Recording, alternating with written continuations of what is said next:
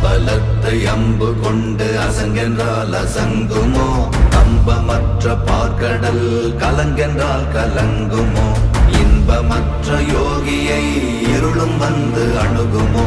செம்பொன்னம்பலத்துளே தெளிந்ததே சிவாயமே.